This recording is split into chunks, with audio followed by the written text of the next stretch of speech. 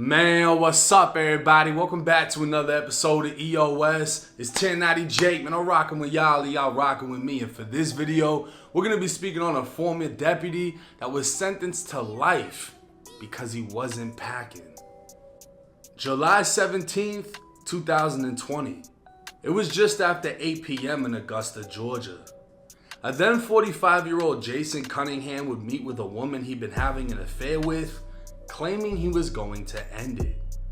The two met on the third floor of a parking garage where, according to Jason, 37-year-old Nicole Harrington became irate.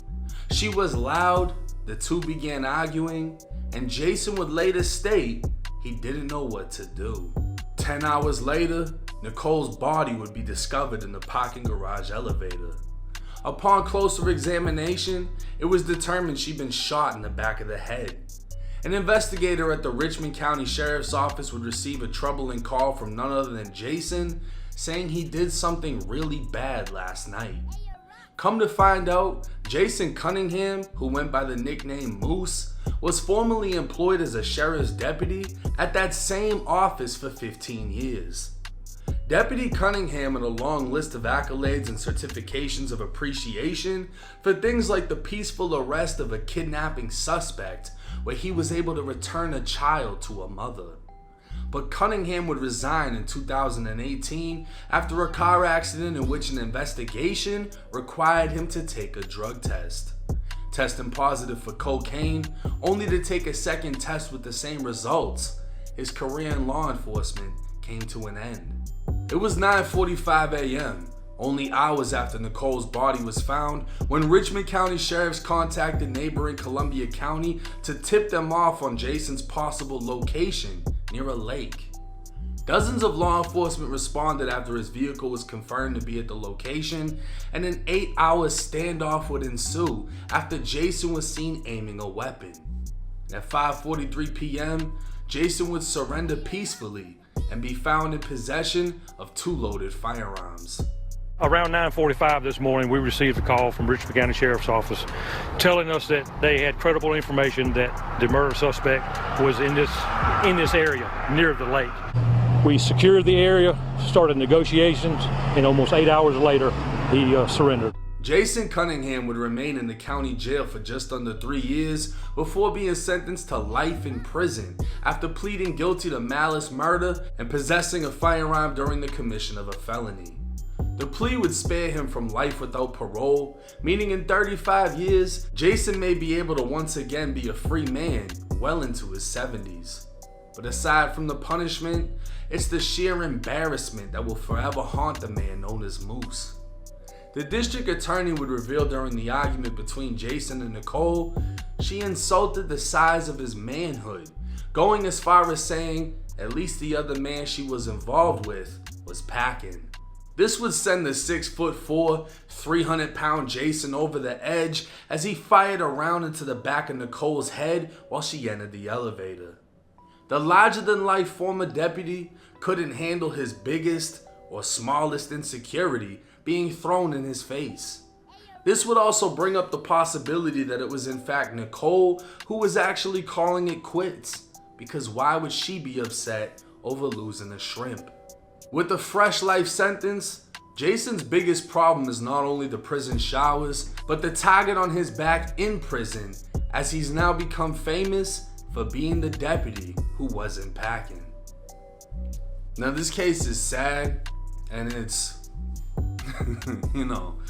first and foremost, my condolences to the family of the woman that lost her life. I don't want to just glance over that and not take it as serious as it is.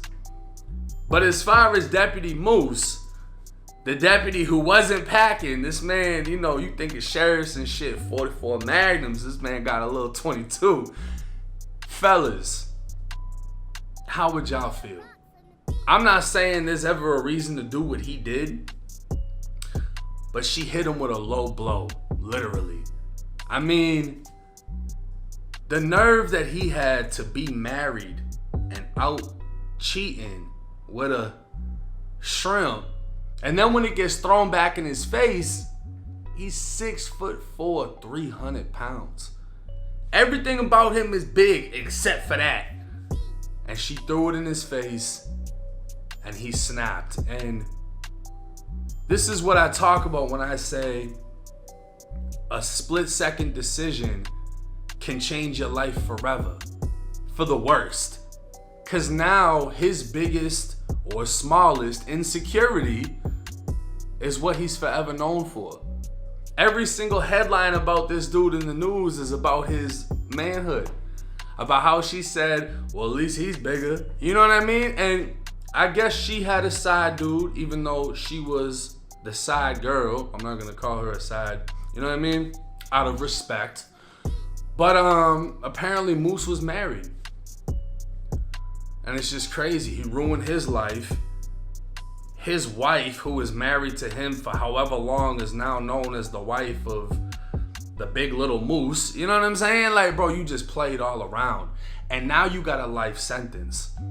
I don't know if they're gonna put him in some type of special unit within the Georgia State prison system, but he has a target on his back. You're going to Georgia State prison as a former deputy. And we just seen in my last video in the Atlanta jail, somebody dug through a wall just to fucking stab somebody. So imagine how they're gonna do him when he gets in there and they're like, oh, that's dude that arrested me in Augusta? That's him? That little dick motherfucker? Like, you know what I'm saying? We finna get him.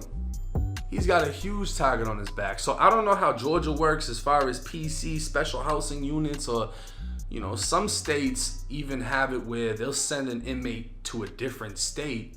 It's that much of a threat on his life, and they give them a whole new identity. Shit gets crazy, but we'll just have to, I guess, wait and see on the update. Let me know y'all thoughts and comments and how you would have handled the situation differently if it applied to you. It's 1090 Jake. I'm rocking with y'all, and y'all rocking with me. Till next time.